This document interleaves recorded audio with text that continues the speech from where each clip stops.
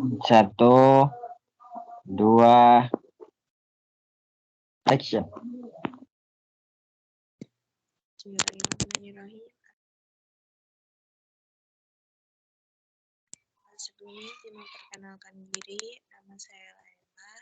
Di sini saya akan mempresentasikan materi pertemuan pengantar Indonesia, yaitu tentang pokok-pokok hukum adat.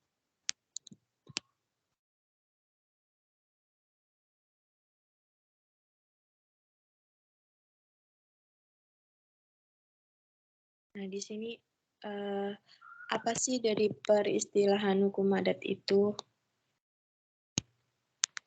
Nanti kita bahas ya, teman-teman. Nah, di sini ada hukum adat. Hukum adat itu hukum yang tidak tertulis yang merupakan pedoman bagi sebagian besar orang-orang Indonesia dan dipertahankan dalam pergaulan hidup sehari-hari, baik di kota maupun di desa. Nah, istilah hukum adat tersendiri itu yaitu adat rek, berasal dari bahasa Belanda, Volkshuurgens. Kemudian dilanjutkan Cornelis van Vollenhoven, yaitu Bapak Hukum Adat Indonesia, sebagai istilah jeknis atau juridis. Jeknis juridis.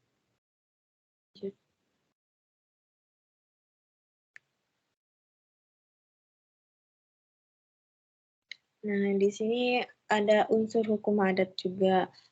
Unsur asli pada umumnya itu tidak tertulis, hanya sebagian kecil saja yang tertulis, tidak berpengaruh dan sering dapat diabaikan saja.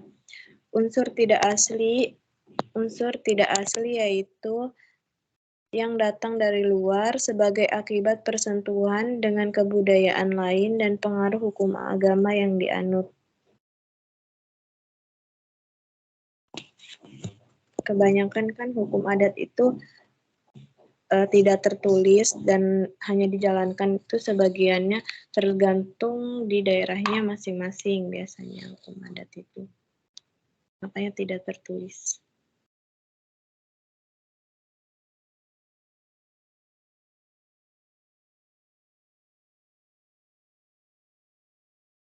Lanjut, Arif.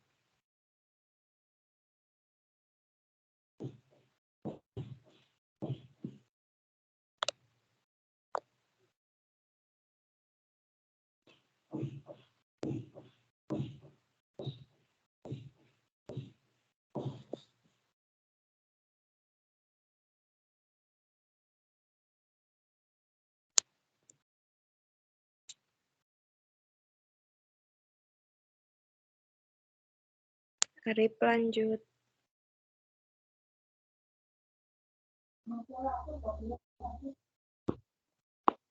Baru bisa diklik, Lela.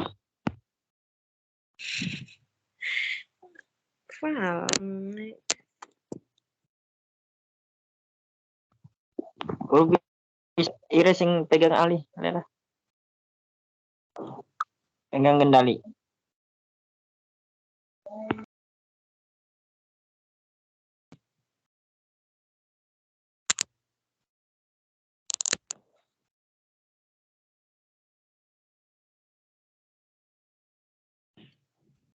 Ya, lanjut ya. Yang selanjutnya,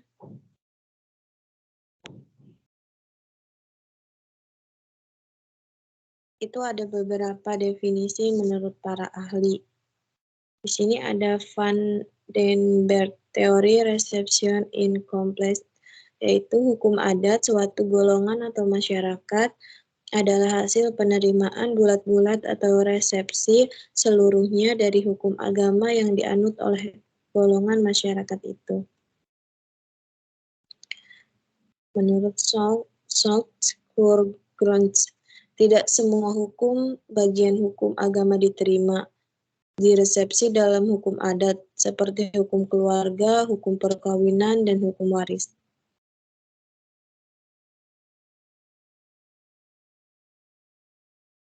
Menurut Gerhard, hukum waris merupakan hukum adat asli yang tidak dipengaruhi oleh hukum agama. Contoh hukum waris di daerah Minangkabau.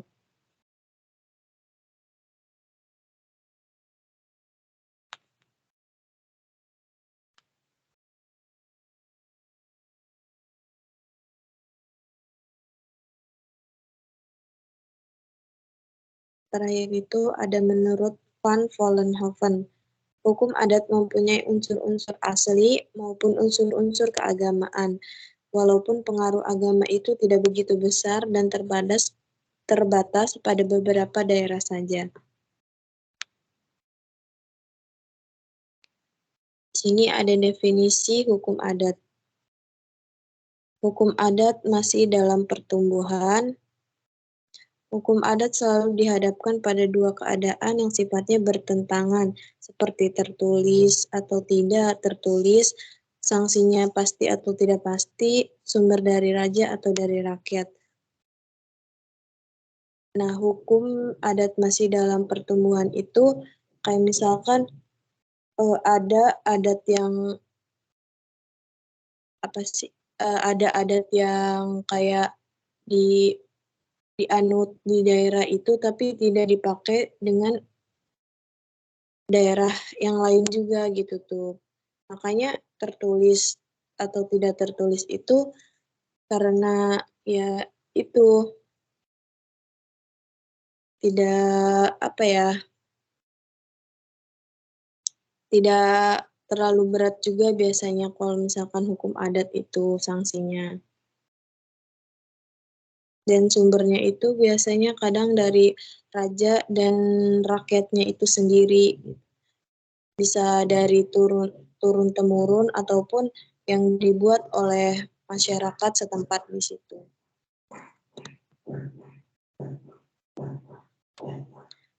Nah, definisi hukum adat menurut Bapak Hukum Adat Indonesia yaitu Van Vollenhoven. Hukum adat ialah keseluruhan aturan tingkah laku positif yang di satu pihak mempunyai sanksi. Oleh karena itu adalah hukum dan di pihak lain tidak dikodifikasikan, artinya tidak tertulis dalam bentuk kitab undang-undang yang tertentu susunannya. Seperti yang dijelaskan tadi di definisi bahwasanya hukum adat itu tidak tertulis ya teman-teman. Ada yang tertulis tapi tidak begitu banyak gitu tuh. Dan rata-rata hukum adat itu tidak ada di kitab undang-undang gitu tuh. Tidak tertulisnya di kitab undang-undang.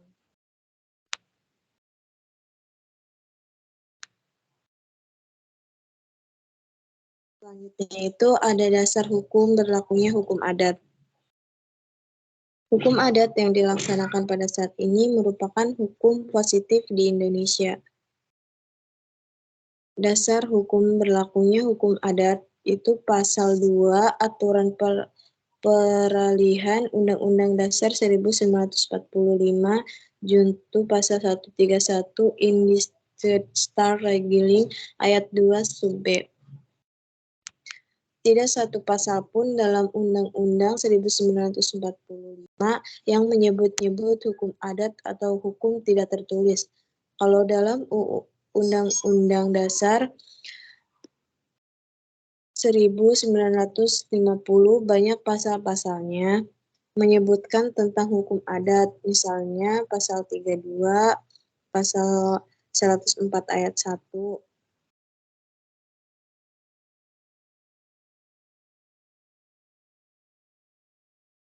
apa sih manfaat mempelajari hukum adat itu? Bisa kita lihat di sini yang pertama itu kita dapat ilmu untuk ilmu yang artinya hukum adat dipelajari untuk memenuhi dua tugas yaitu penyelidikan dan pengajaran. Pandangan teoris ini cenderung menyimpan hukum adat dalam sifat dan corak aslinya. Yang kedua, untuk kepentingan masyarakat, yaitu ilmu yang dipelajari untuk pembangunan dan kebesaran nusa dan bangsa. Manfaat yang ketiga yaitu manfaat mempelajari hukum adat itu haruslah bersifat praktis dan nasional. Sifat praktis dan nasional terlihat dari 3 sudut. Pertama dari sudut pembinaan hukum nasional, yang kedua dari sudut pengembalian dan memupuk kepribadian Indonesia, Yang ketiga, dalam praktek peradilan.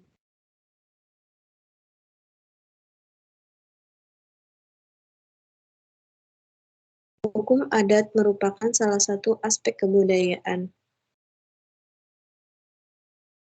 Di sini ada menurut Ubi Sucitas Ibiis, di mana ada masyarakat, di situ ada hukum adat ya. Hukum yang berlaku dalam suatu masyarakat mencerminkan corak dan sifat masyarakat yang bersangkutan.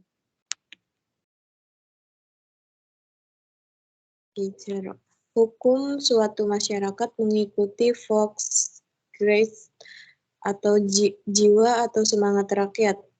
Dari masyarakat tempat hukum adat itu berlakunya. Karena Volksgeist masing-masing masyarakat berbeda-beda, belum tentu sama, maka hukumnya pun belum tentu sama atau berbeda-beda. Nah, menurut von Savigny,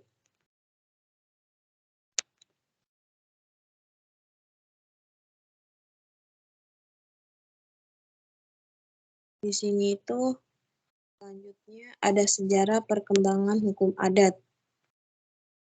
Yang pertama ada perintis penemu hukum adat.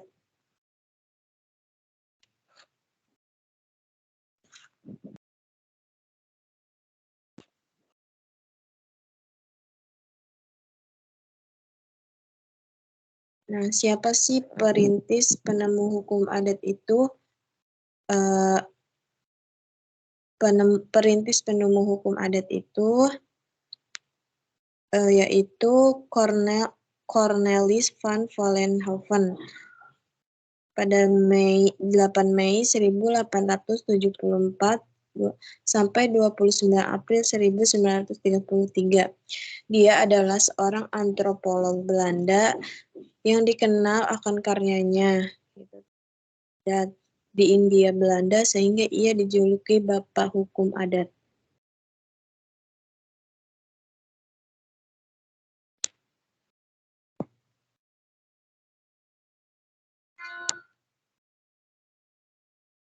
Yang kedua itu penemu hukum adat. Yang penemu hukum adat itu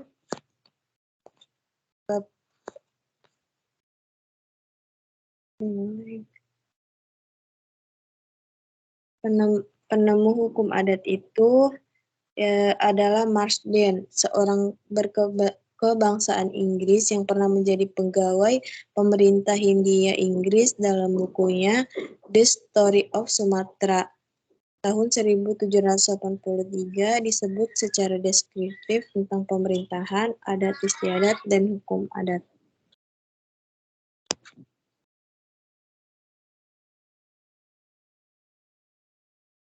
Yang ketiga itu kan ada sejarah politik hukum adat.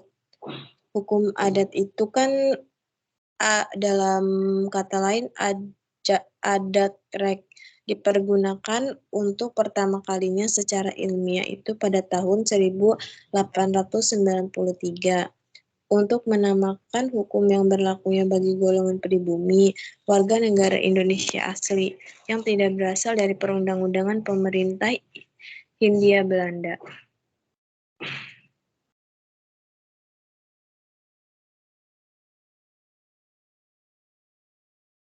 Mungkin itu sejarah perkembangan hukum adat secara singkatnya.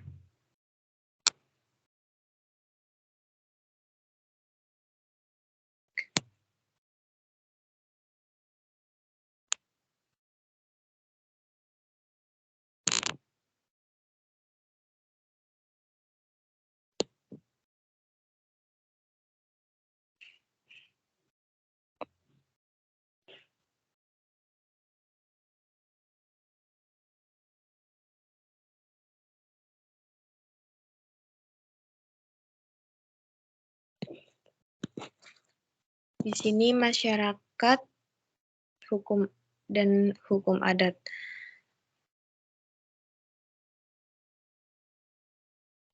Yaitu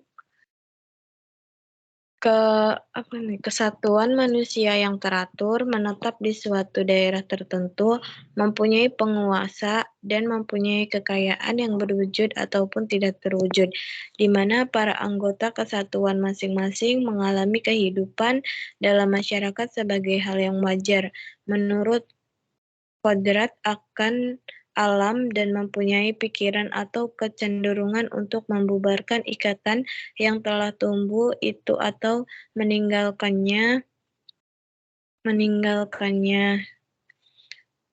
dulu. Arti melepaskan diri dari ikatan lama-lamanya. Di sini contoh persekutuan hukum, masyarakat hukum, misalnya desa di Jawa, formil di Minangkabau.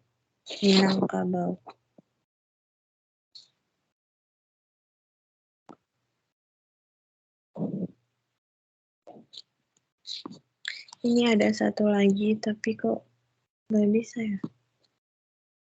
Arif, di kamu kelihatan nggak? Enggak, Lela. Saya nggak bisa ngelihat apa-apa di sini. Kecuali kamu.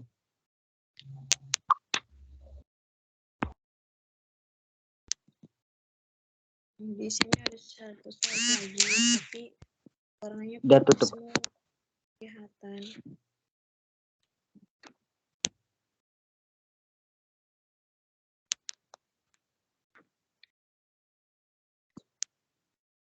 Finish. Sebelumnya terima kasih. Mungkin itu saja yang dapat saya sampaikan pada materi pertemuan kali ini. Kurang lebihnya mohon maaf. Wassalamualaikum warahmatullahi wabarakatuh.